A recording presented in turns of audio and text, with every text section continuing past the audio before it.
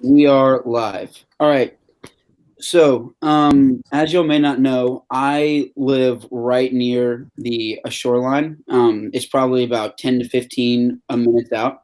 And I also spend a lot of my free time there. And when I am there, I always see a lot of plastic products either in the and it is either in the ocean on the sand, or else just on the side of the road there. And the various ones that I see are these straws, these cups, and then just styrofoam items. And basically, for our ocean's health, we are rapidly going uh, uh, just way down, and with all of the floating plastic products, and it's really starting to hurt our oceans. And if we don't start to reverse that now, it'll be way too late soon. But so why I want to um, really fix this issue is so my kids can can then see this like awesome Earth, and then then like all of its amazing places and all like that. So to to then now go into my like argument. So according to the Forbes list, over a million like plastic bottles are also being made like each and every day, and over 85% of those are not being recycled. So and then so one, they are either being thrown out of a car window slash basically like on the like outside of areas. Two, they are going into landfills where they are taking up a lot of space, actually over a 30% like of the total space. Now, with all of that over like crowding, that they are not able to basically naturally just like uh uh uh uh uh just decompose.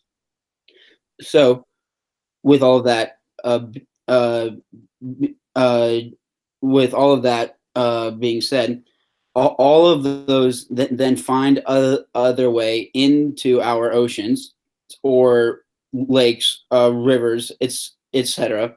And and they are posing as a huge threat to oceanic life. Now, if we were to recycle all of those bottles, we could also turn those into shirts, shorts, the sleeping bags, and or shoes. So then we could use all of those products for a bigger, a better cause. Now, according to the Washington Post, most of the like plastic straws that are now and that are being made come from non-renewable sources, and also only 9% are being us us cycled. So they either end up in the ocean or in landfills. These and then so these and then so these straws also take over a thousand years to really like degrade. So they are posing a huge threat to the oceanic life, also with the landfill space. So and then so the alternative is to either use the all new metal straws or the new like paper straws, or else we also just won't use straws at all to then save that source. Now to the the National Geo um, article about these plastic straws being banned. So in the fall of just like of the year like 2018, Seattle was the first major city to to then place a ban like on these one use straws. Um, and then so that was huge for this cause because it is right on the ocean, and it's a really huge a city with a lot of influence like on like all of the other like really big like areas along that coast. Also, so we also use just 500 just million straws each and basically like every day out of uh, just renewable like power sources, and we also spend a lot of cash on these items there too. So we are paying for a plastic product to then be used once, and then and then most of the time it is disposed of in the complete wrong way. Then, according to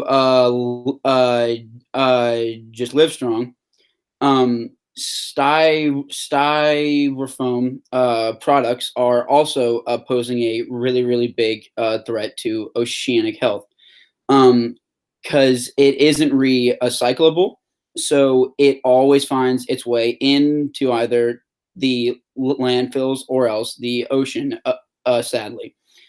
So you can't recycle it. So it's basically just a pointless trash, and that then just just just always adds up and up and up and up and up, like posing as a really big threat to oceanic life, because all of these fish will then think it's food, and then whenever they go to die uh, uh, uh, uh, uh, just this product, it isn't able to be, and it will really hurt their insides. Also, they take up over 40% of our total landfills base. So it's obviously posing as a really big threat to the over like packing of all of these places. So with all of that being said, I think it is very important that we always make a really good like stationary progress on this issue, because if we weren't to stop now, so a stat by the uh, uh, uh, just Livestrong said that by the year of 2050, if we aren't to start this process now, the weight of all of this plastic products in all of our oceans will outweigh all of the fish, and obviously there is an immense amount of oceanic life, and all of these products are killing one just 100,000 of them each and every year. And that is it for my like and for my like presentation. And then so now for the Q&A. Okay, so I'll start off. Yeah. So I know how you said like places closer to the coast are starting like the metal or paper Yeah. straws. I have a beach house in the Jersey Shore and Seaside, so I've seen like the paper straws. They're really big down there. But how do you think like cities or towns closer to land, like how do you think they're gonna like acclimate to that? Because like when I go to restaurants, I still get plastic straws here, but then when I go to the beach, I get like paper straws. Yeah. Yeah. Yeah. So essentially, it it will all start with really really big like urban areas, right, and that are right like on the coast. Hmm. So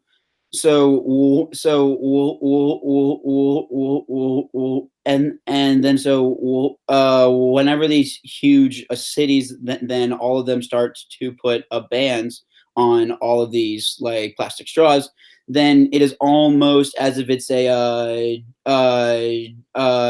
just domino effect. One a city falls, another one, and so on and so on.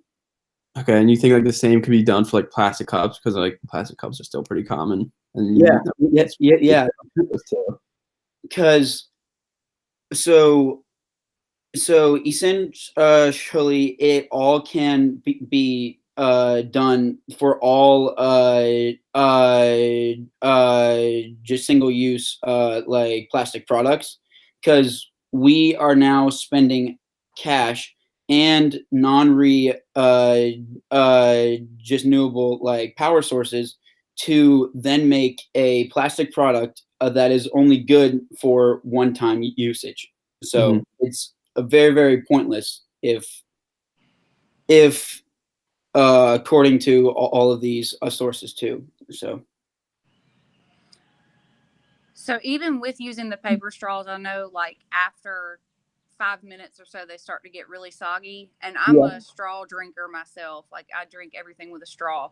So besides using like the metal ones or no straws at all, like what other options do you think we have? Yeah. So essentially, what we can then move into is either packing like our own stuff from home to then a save all of the cash of say buying stuff out there, which are all essentially like plastic products. One, two, or else say in investing in that steel straw now that that is then able to be washed, reused it, and then so on. So I work in a hospital and pretty much all of my patients like use the plastic straws. So what Yeah. about like big corporations? What do you think they could use? Because a lot of the patients can't like have paper straws due to like swallowing precautions and all that other stuff, and then like washing the steel ones, wouldn't that be like an infection risk or something? Yeah, yeah, and then so all of that is the only a foggy area, which is why that it can't be really really pushed to the forefront due to all of the now just like health risks of all of the other people, Mm-hmm. because the second that one person gets say like get say that they were to catch that in affection risk, and then that would then basically stop it where all of the progress is, and then we wouldn't be able to move forward. So I would say that and then just that is the one foggy area left like in this now like argument. Okay. Okay. What do you think like the first step would be to like cleaning up the beaches? Because I know I've seen like a lot of stuff like clean the beaches, save like the animals and like whatnot. But, like, what do you think would be the best first step? Yeah. So either a so so we have a pretty extensive beach law in enforcement task here. So one area where I feel like we could really get better at this is we could become more basically more in forcing of say all of the beach just litter laws. Mhm. And then so there's that option, or else we could very simply spread awareness about all of this issue in then hiring more other people to then rather than throwing something out of their say that they're on their way home from work, say rather than tossing it like out of their window, wait until they get home and then and then they were to like properly dispose like of this plastic product. Okay. I don't really have any more questions. Yeah, I'm trying to think of some myself.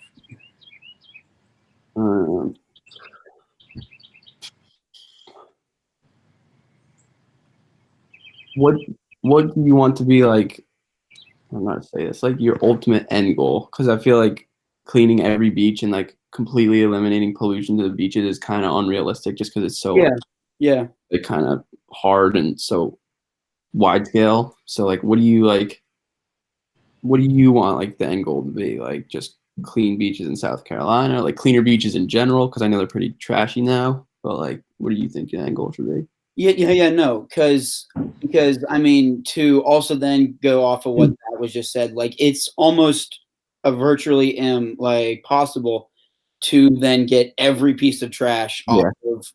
off of legitimately like every single beach. So essentially, what the end goal here is to basically reverse all of the just damage that we have caused, Mm-hmm. and to basically just like I would say that the end goal is to just make progress in a say of aversing like all of the like issues that we have then caused. So what about like the ocean water itself? Like, what do you suggest about cleaning that up? Because I know a lot of people, like especially on their boats, will drop stuff off the side of it and everything. And there's that big campaign of saving the animals, especially from, I don't know what they're called, but the plastic stuff around the soda cans when you pick them up in the supermarket. You want like turtles and stuff. Yeah. So and then so the real like only answer is to essentially make other people aware of say what that then like causes, because I mean like in that moment it's like, oh yeah, it's only it's only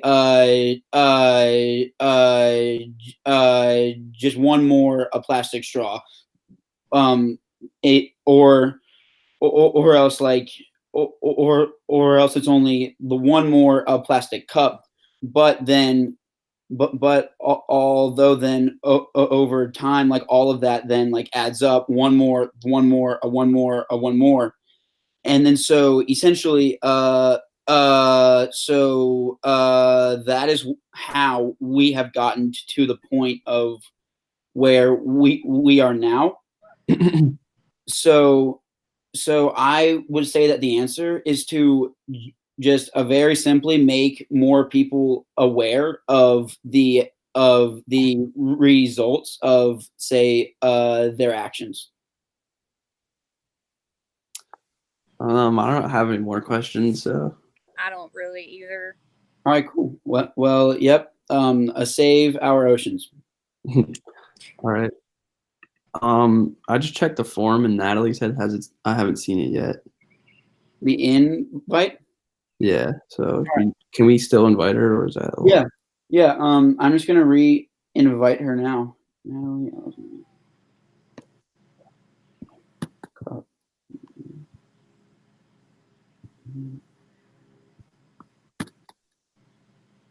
It has been sent.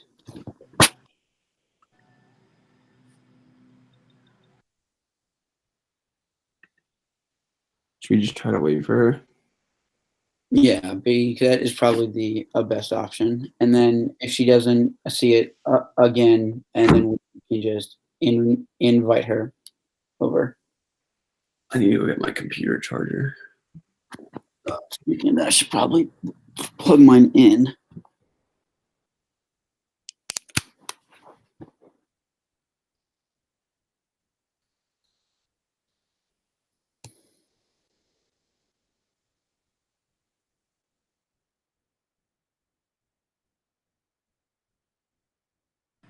I'm having to like do this outside so that my kids don't interrupt the video. I'm sorry.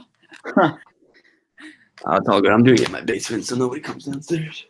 Yeah, I didn't have anybody to watch them except my brother, so I was like, let's just roll with it. Because my door's shut, and then I locked the just like hallway door too. So it's Yeah. like a bit of like just like other privacy.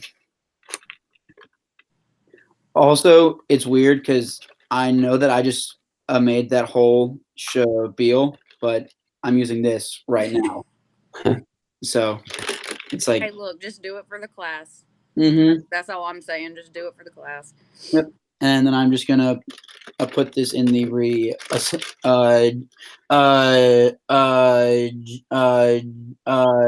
the cycle bin though, and not the trash can. So it's better than nothing.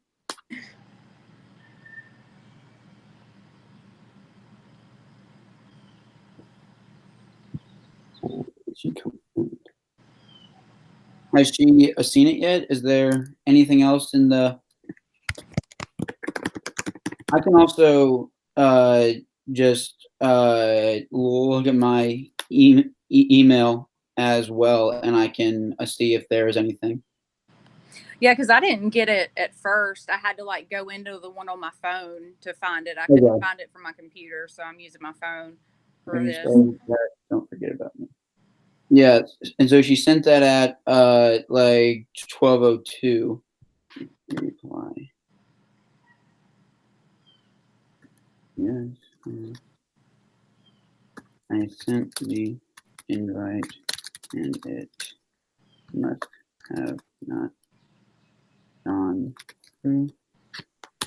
I can post the invite link to the forum or email to you. You know, I probably should post the invite link in the forum. That's probably a good idea.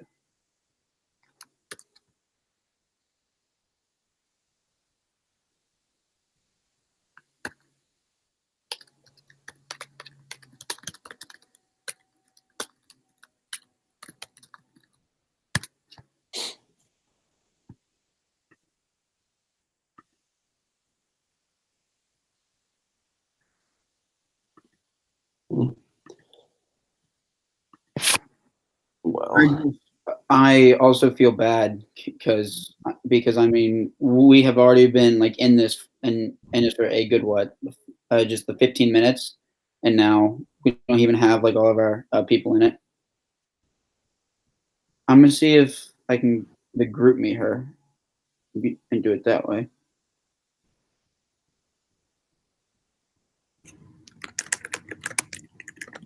I don't see you in the chat.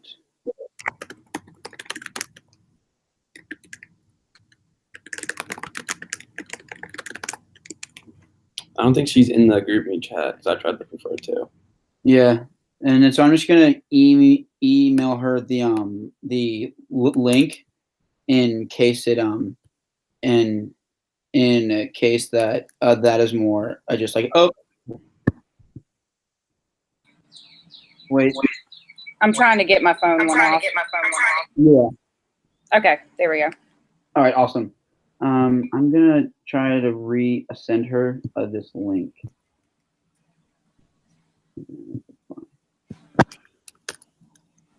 This is the invite link if you did not get the invite. There we go. Awesome. Hey there. Hello. Apologize for all of that. I thought that I wasn't sure as to what was going on, but now that we are all here, and now we can start again. All right. Because who wants to go next? I'll go next. All right. All right. So for this final project, I'm going to talk to you guys about concussions in football, or CTE, which is chronic traumatic encephalopathy. It's a degenerative brain disease caused by repetitive hits to the head sustained over a period of time. A protein in the brain called tau forms clusters that slowly spread throughout the brain and gradually kill your brain cells, which basically destroys your brain. So CTE is most commonly found in athletes that participate in contact sports like football or boxers, and people that are in the military that are exposed to like high, like really loud like explosions or anything that could screw up like your hearing. Symptoms of CTE consist of memory loss, confusion, behavioral irregularities, and impaired judgment. What makes CTE such a huge problem is that it can only be diagnosed by examining the brain after the victim is dead. So you can't detect it while a person is still alive, which makes it such like a huge problem. So some recent cases of CTE that you guys may have heard of. One of them is Aaron Hernandez, who was in the NFL for about 6 years. And then in 2012, he was convicted of a double murder. And then in April 2015, he was found dead in his jail cell. He took his own life because he didn't want to sit in prison for the rest of his life, so he just took his own life. And after they found his dead body, they did an autopsy on his brain, and it was revealed that he had the worst CTE they have ever seen in a person ever. So they found this, they meaning Boston University CTE Center, who's led by Anne McKee. So they found that he had the worst CTE ever in a person, and that there was significant damage to his frontal lobe, which impacted a person's ability to make decisions and moderate behavior. So the CTE he got from his career probably affected his decision making when he was committing a murder, or definitely had some sort of impact in his decision making. Another case was Junior Seau, who was a linebacker in the NFL for many years, and he never reported a concussion during his career, which is kind of shocking, but his family reported noticeable mood swings, depression, forgetfulness, insomnia, and detachment. And eventually Seau took his own life. He played kind of like years ago, before technology has advanced and before the game has changed. So the fact that he never reported concussion was kind of common because players could get away with it. But now with like better technology, it's kind of harder to get away with concussions. So in an article from the Chicago Tribune, a high schooler in Iowa named Zach Easter played football for all of his life until he was a senior in high school, and he eventually took his life by shooting himself in the chest. And after an examination, it was determined that he had CTE. In a study done by McKee, who is the head of the CTE Center in Boston, 110 out of 111 examined brains had CTE, so it leads the parents to think, is football worth it? Well, Easter's parents came out and said after his death that they definitely do not believe it was worth it, him playing. He purposely shot himself in the chest so his brain could be studied for CTE. In a more recent study in 2019, there were brains donated between February 2008 and May 2016, and in the autopsies of the brains, it found that there was CTE in 177 brains, or 80% of football players. Specifically, it was found in 29% of high school players, 87% of college players, 71% of semi-pro players, 88% of Canadian players, and 99% of NFL players had CTE.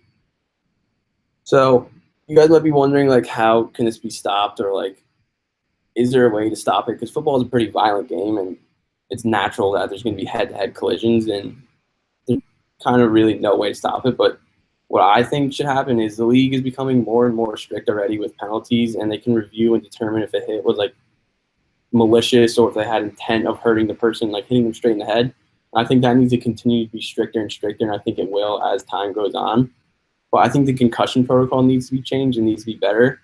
So when a player undergoes a concussion, they are removed from either practice or the game, whatever they get the concussion in. And then they're examined by doctors, and then depending on the severity of the concussion, they're held out of team activities.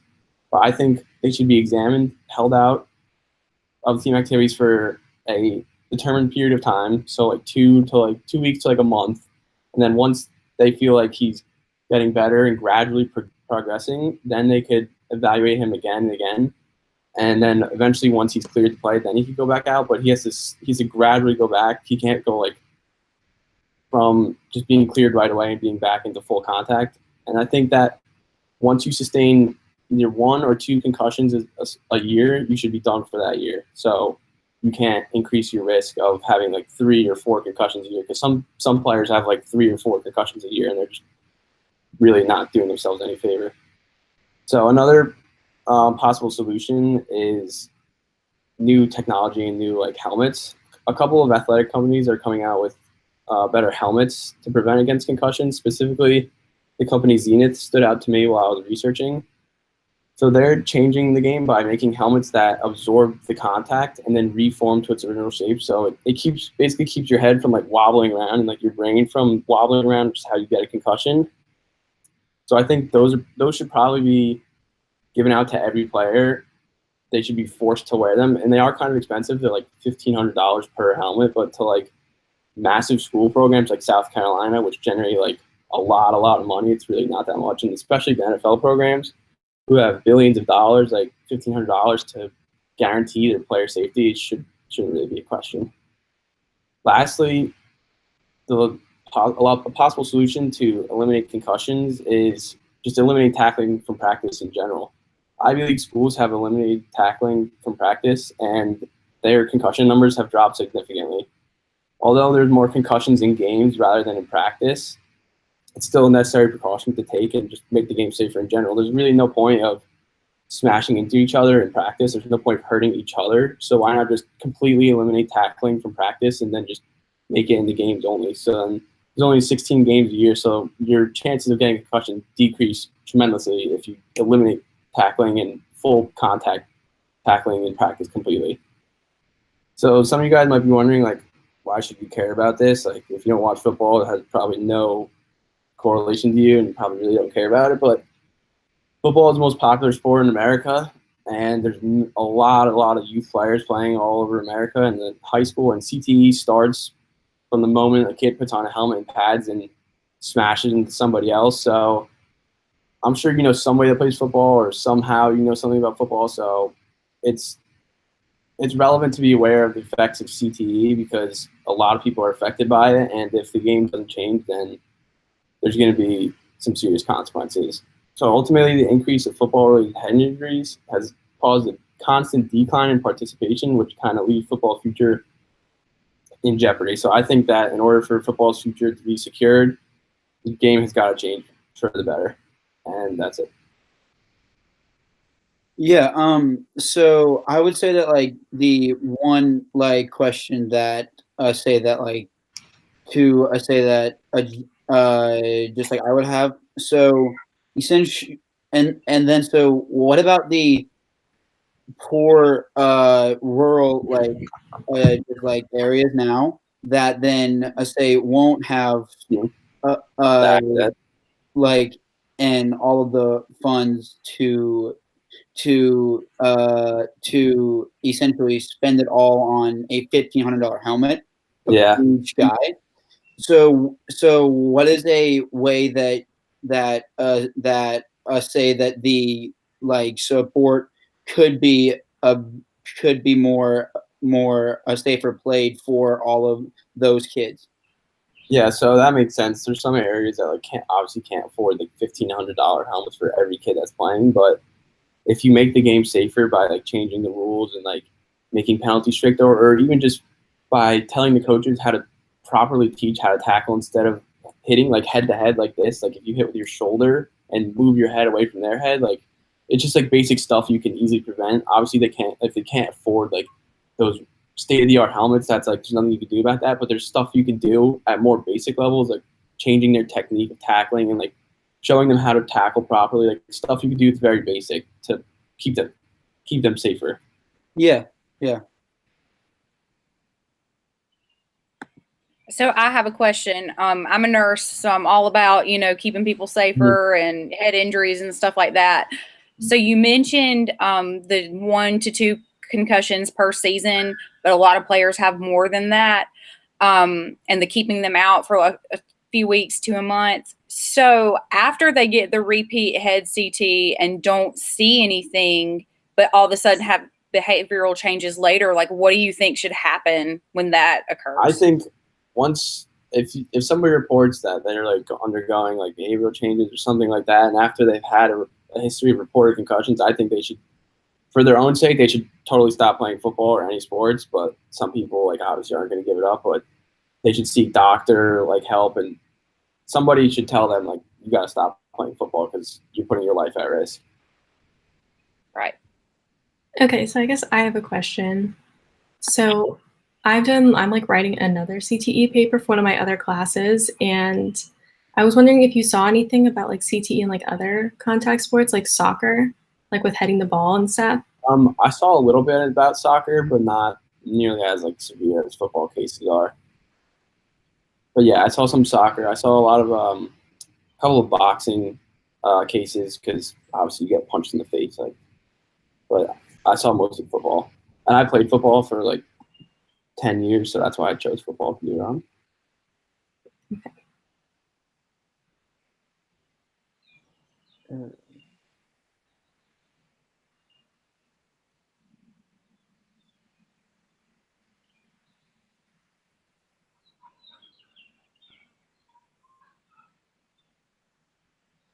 Oh yeah.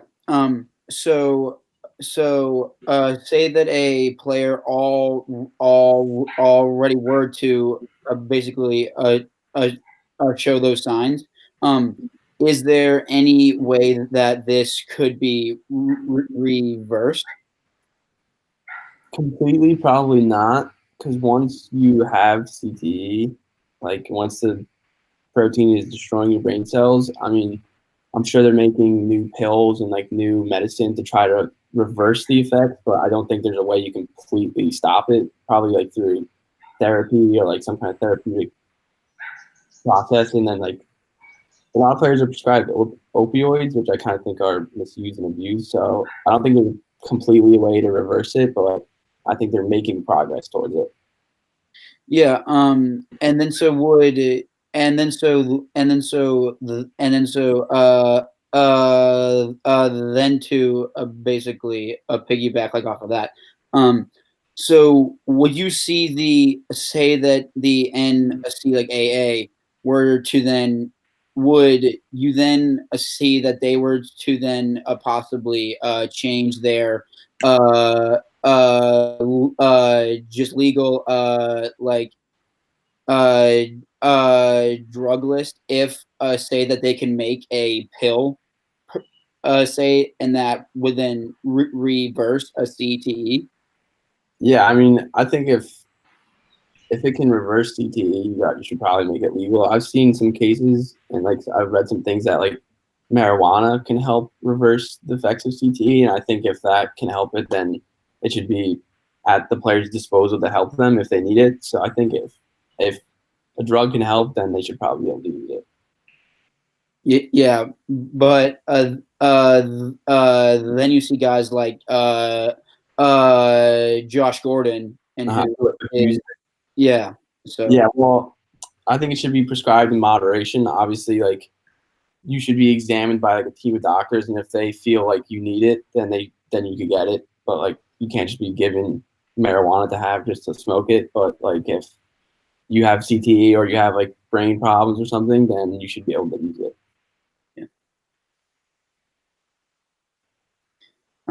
I think that is all of my concerns. So if anyone else has any. So for some of these players that do have CTE, do you recommend like behavioral therapies if they start showing any signs? Yeah, I think that could have probably benefited at least Junior Seau, who killed himself after his family like reported that he was acting like all weird. I think therapy could definitely help because you see soldiers that have like PTSD, which is kind of similar to CTE. They all go to like therapy to like try to overcome it. And I think that could definitely help. But like football players kind of have like that stereotypical like macho like they don't need therapy to go to it. But I think like if you want to save your life and you want to save your brain, then like you should really just get over it and go to it. That's all of my questions. Okay, I guess I'll ask another question. So outside of like the examples you gave of like players who with CTE who like committed suicide, like how does CTE affect like someone's life expectancy? Well, if your brain like I said, the protein that destroys all your brain cells, it slowly does it. So over a period of time, like you're not like when you're 30 and you're playing in the NFL, you probably won't really detect the symptoms and it probably won't affect you that much. Then by the time you're out of the league, like 45 or like 50-ish, that's when you'll start to feel it. And that Junior Seau, I think, was 52 when he killed himself. So that's like around the age when it starts to really impact you. And then like, so it cuts your life expectancy down by a lot, really, because players with CTE, they don't really live much longer after their NFL careers. Okay, that's all my questions. Okay. Thanks for listening. Whoever wants to go next, can go next. I'll go next. Might as Okay. well. So I'm Catherine, everybody. And what I want to talk to you guys about today is minimum wage. I know the average federal and state minimum wage is $7.25 per hour.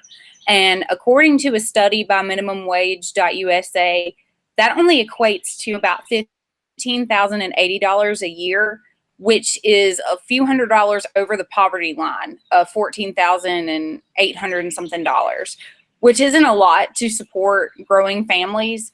And I know there's a lot of bad stigma about minimum wage. You know, these people should go get a degree of some sort or seek a higher job, but that kind of goes along with the fear of, you know, what if I don't get this job or what if I don't pass school? So minimum wage needs to be raised for these types of people. It should be raised to around $9.75 to $10 per hour. If you do the math, an average minimum wage worker brings home about $280 a week, which equates to about $1,100 a month. That's not a whole lot to support families on. Around here in Greenwood County, the average rent for an apartment is about $650. So if you take that $650 out of the $1,100, that leaves you for $500 for the rest of the month. And then you have to think about groceries and electric bills. And if it's not tied to the electric bill, the water bills, and a whole bunch of other issues that can occur.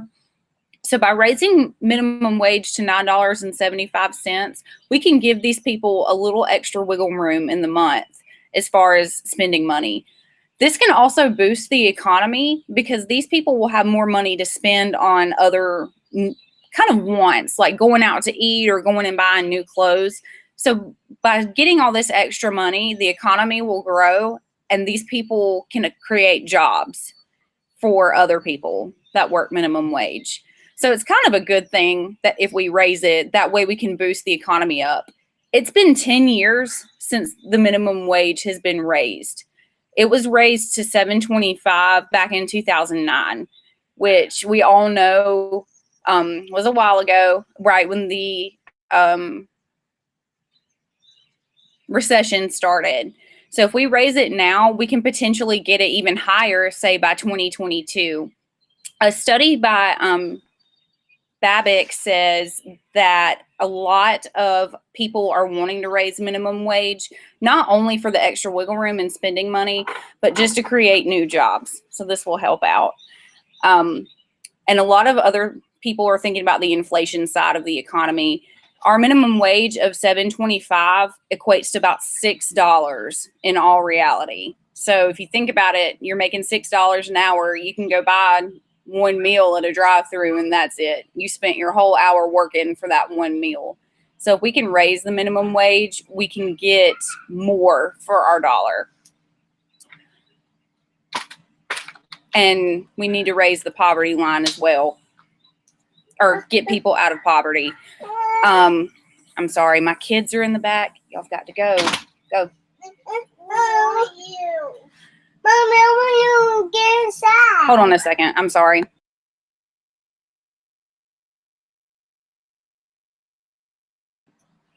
Okay, sorry about that, y'all. Getting back to what I was saying about raising the poverty line, with the minimum wage increase, we would have to raise the poverty line a little bit, but it wouldn't affect everybody necessarily. It would be about a 2% increase, which really isn't that much. And I know for people like me who live in super small towns, it probably wouldn't make that big of a difference. I see a lot of minimum wage workers that I take care of in the hospital, and they have a really hard time affording their necessary medications like insulin and high blood pressure medicines. So if we could raise the minimum wage a little bit, these people can afford their medicines. Even just a $9.75 an hour, that's still a good increase to get all their medicines and whatever is necessary for them in the future. So if y'all will join with me in helping the state and federal government raise minimum wage, that would really be helpful. That's about all I have to say.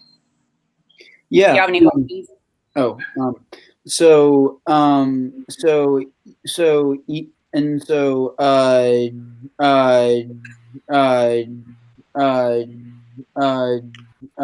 Just basically, like, how would this affect the, say, all a source of like wealth?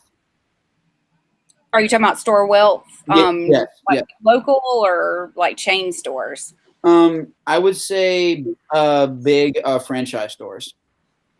Well, most of the time these big chain stores have a lot of extra money that they're getting in because they're overcharging for their products, whatever it may be. Clothing is one of them. So whatever profit they're getting, they can take just a little portion of it out to pay their workers a little bit more. Okay. Yeah. So like kind of piggyback off his question, like owners of like these big franchises, kind of like with their big ass egos, like they don't want to take away from their profits. So like, how do you like suggest you just implement it on them without them having say? Because I feel like some of them would be like, oh, like I'm not going to raise your pay $2 to take away from my profit. So like, how do you think they would, like, we would be able to like get them to just go along with it? I think most of these stores would raise the prices of their products to still maintain their profit, but also raise their pay for their employees as well. Whether it's just a few cents or $1, I feel like it would probably raise the prices of the products. Okay. So if they were to then raise what all of their like products cost, then what would be the benefit of, say, like upping that raise? The rate of minimum wage or the rate of Yes. Okay, the benefit would be that they have happy workers. You know, a lot of people hate their jobs whenever they're not making as much money as they feel like they should. So they would have happier workers, probably better customer service, and probably more shoppers. Because, you know, when you get treated well, you want to come back. Yeah. So it'll just keep more people coming in and out. So I don't know if this is kind of a complicated question, but with the ideas of like prices I going can't up. hear your question, Natalie. I'm sorry. Okay. So I don't know if this is like too complicated, but if prices are going up because minimum wage is going up, would that mean that like I still can't hear you. I don't know if it's something wrong with my microphone or what. If someone will tell me what she said, I can answer it. Is it me that's like you can't hear?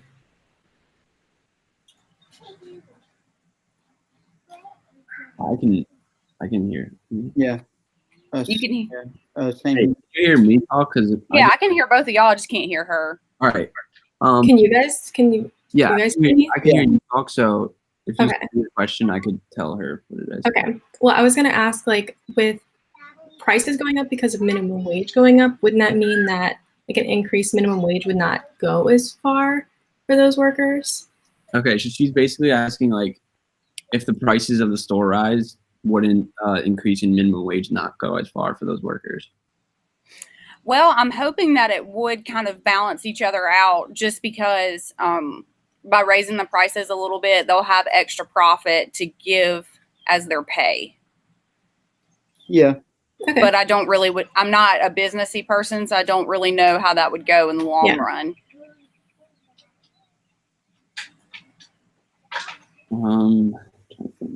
Yeah, that's same here.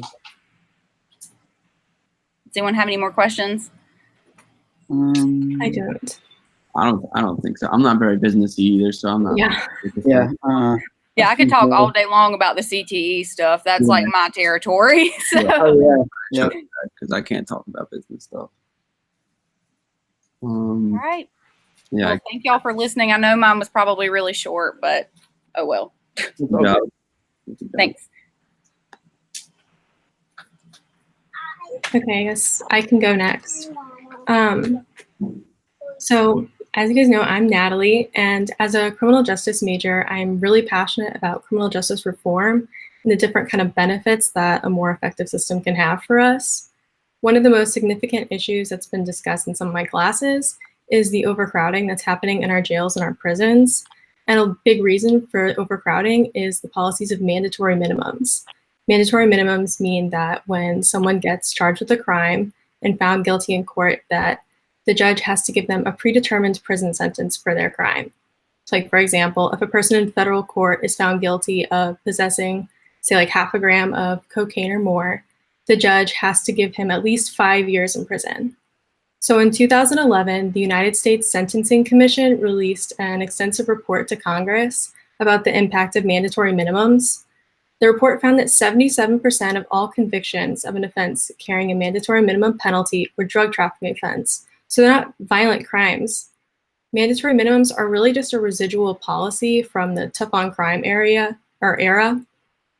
That movement started with the passage of the Anti-Drug Abuse Act in 1986, which believed that there needed to be serious action to counteract our serious drug epidemic across our country. The Center for Prison Reform, which is a major advocacy and lobbyist group, published in a report to the Ohio legislature in 2015 that drug offenders made up 60% of federal prison population, which has increased 38% from that passage of the Anti-Drug Abuse Act and the resulting mandatory minimums. So is sentencing an individual drug addict to 5 years in prison really reasonable? And is it really worth punishing addicts in prison rather than rehabilitating them? Especially when the Office of the Federal Register published that each federal inmate costs close to $40,000 each year. Our prisons are super overcrowded, and the cost of housing inmates is a serious strain on our economy.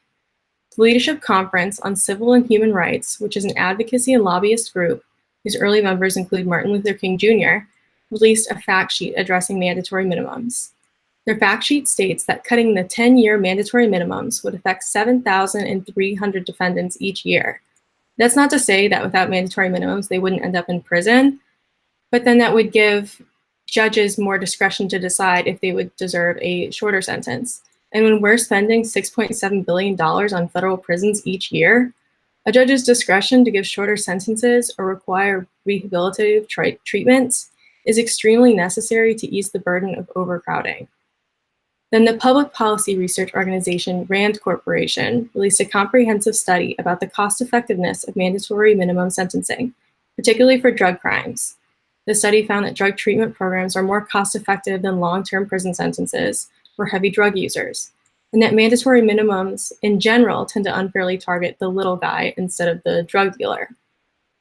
And it's difficult to identify who is a drug dealer purely based on quantity of drug possessed, because oftentimes the largest drug dealers have other people distribute the drugs for them.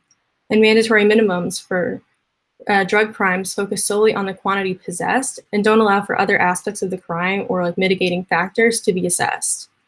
Now, this study was released over 20 years ago, but the issues it raises about mandatory minimums still haven't been fixed. And don't let that persistence of minimums from these past however many decades lead you to believe that they're well liked by the American population. Because the Center for Prison Reform states that in 2014, 67% of Americans believe that treatment was the best solution for illegal drug users, not prosecution. And this change in American thinking has only increased since then. When discussing criminal justice reform, it's all too easy to picture people convicted of crimes as scary or dangerous, but that isn't always the case in reality.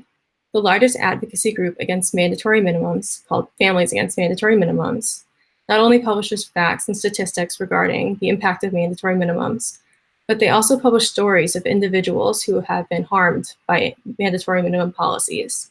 So for example, there's Brenda Valencia. She drove her aunt, who didn't have a driver's license, to a house.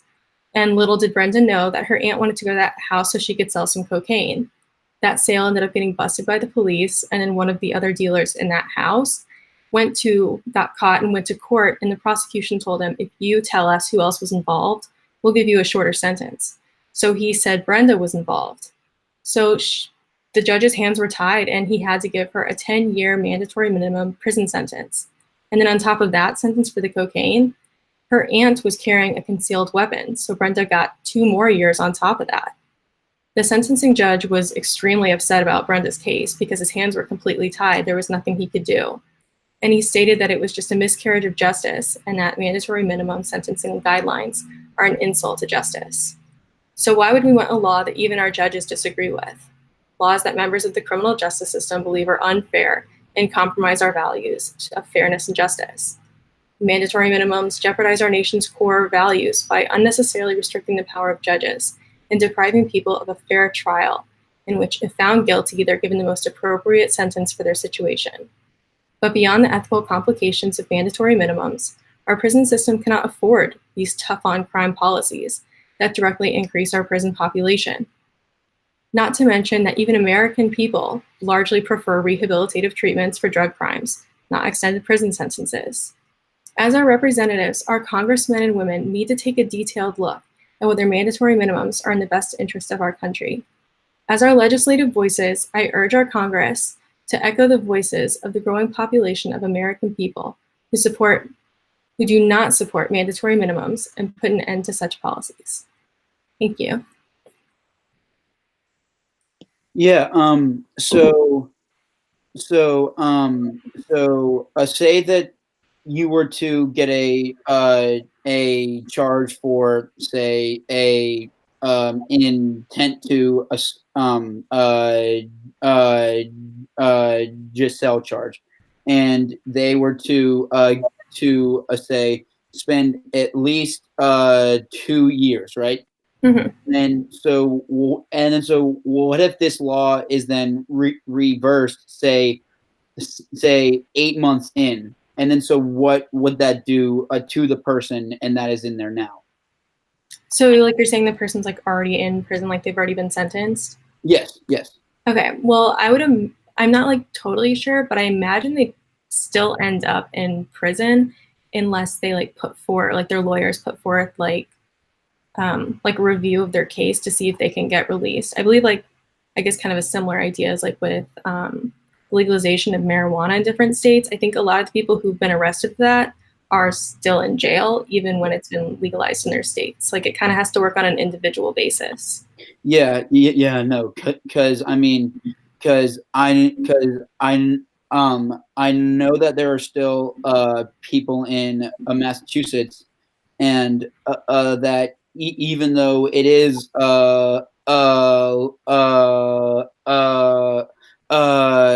just legalized, and there are also still those people in there, like us in their cells and all of that stuff. So I just wasn't fully sure as to like how all of that worked. Yeah, I think it's just on kind of like an individual basis if their lawyers bring it forward. Yeah. So if you want to get rid of like overcrowding in the prisons, and then like, you think they should be more lenient on if somebody were to get caught with like trying to sell charge? Like, should they be more lenient instead of sending them to prison for like 8 months? But like, also, what if, like, how do you judge that on a scale? Like, if if is it selling the same thing, or if like you're about to sell like 10 pounds, are you gonna get the same time as somebody who's selling like something really small? Or like should it be based on like a scale of like, oh, if you're trying to do something like a huge cartel is trying to sell this, like they should be in jail obviously longer than somebody else, or is it just like one set prison time? I think like the whole difficulty with like criminal justice reform in general is like personally I believe like every case should be treated like individually, and I think like making like a wide sweeping like mandatory minimum saying that regardless of the details of the crime this person has to get 5 years if they did something. I think it's better for judges to look at the details of the crime so that way they can better tell like, is this someone who's part of like a really big cartel, so they should probably get more prison time than someone who just happened to have a large quantity of whatever drug on them but didn't have an intent to sell. Yeah, that makes sense. So my question is like, how do these judges determine? I think it kind of piggybacks off of his question, but how do they determine sentencing? Because one judge might say 10 years for this, and another might say 2. So is that like a judgment call based on their personal morals, or how is that going to be determined? Yeah, like that's part of a difficulty with it as well. I think sentencing guidelines can be helpful, but I think specifically telling a judge they have to give like a certain amount of years is where it becomes tricky. But yeah, I think part of it's a judgment call or like working off of precedent, but I think sentencing guidelines would be more helpful than giving a mandatory sentence. Do you think like maybe like piggybacking off her question now, do you think like maybe like a 2-judge system could be helpful where like there's 2 judges who have like different kind of morals or views on the subject, so somebody doesn't like do something really extreme or something like not at all, so like they kind of meet in the middle? Like, do you think that could help, or is that like too dysfunctional and like kind of out of the ordinary? I've seen something like that happen, but I think like we sort of have like, I guess if you consider like appellate courts, yeah, like checks and kind of balances. similar to that. I mean, that it's hard because so much of our system is like not really designed super efficiently, because like appellate courts can like take forever, and all depends on whether the person like can afford a lawyer to get numerous appeals. But I mean, as much as it would be nice to have judges like not take in their own morality when sentencing people, I think it's difficult to change the system so much to have 2 judges, just because so much of it is just so esteemed in history. Mhm.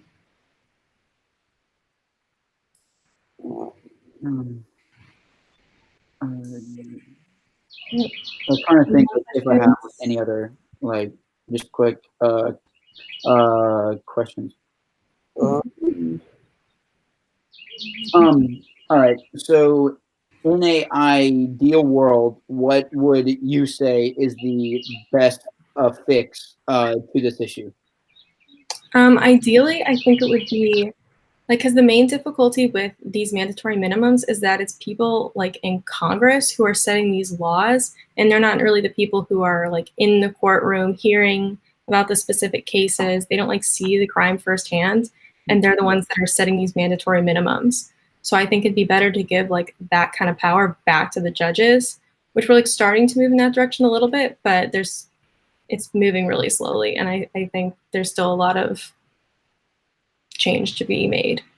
Yeah, no, because I mean, probably most of the reformings within our like, I would say just like the world of just like politics always takes forever for all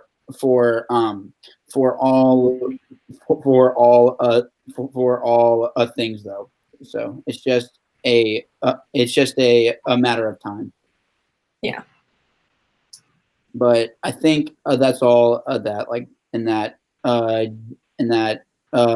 just like I have. So if anybody else, I guess I can ask one more quick question. What do you think? Like, do you think there should be basic rules for each drug? Because I know some drugs are less like extreme.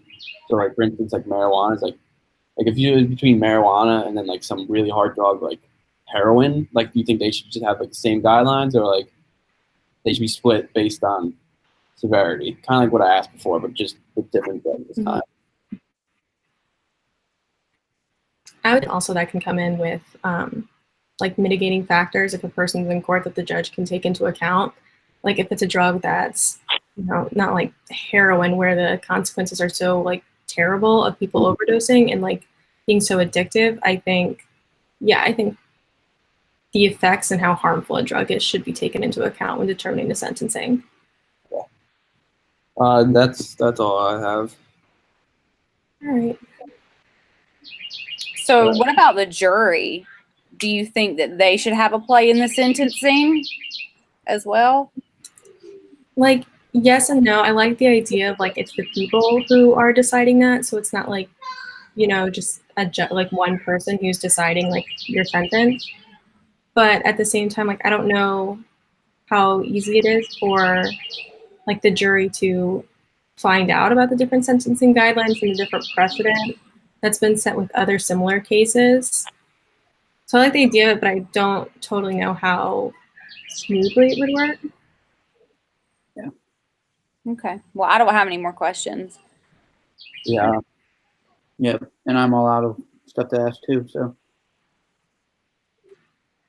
All right, so I guess we're done. All right. So I will send this link out in the forum, and then we all can upload it. Wait, no. Are we all about to upload this like on all four of our like the YouTube pages, or else I just about to upload it and then just just to share that link? Or I think you just upload it. And share it. Yeah, that's what I was thinking. I'm going back to the assignments thing right now, and I can tell you. okay, awesome. Yeah. Yeah, upload it. And put It it would in. probably be the most like efficient way if I were to basically just like upload it, and then I would just share the link with us all. It says in the assignments thing, just put like what time your presentation starts. Like if it starts at like minute 15 and 41 seconds, just have a timestamp. That way, I guess he knows. Yeah. Okay. So, Okay. All right. So yeah, just post it into the forum when you're done. yeah, sounds Alrighty, good. guys. Cool. Yep. So we are all set. I appreciate it, guys. Thanks. Bye, y'all. Guys, bye. Bye, y'all.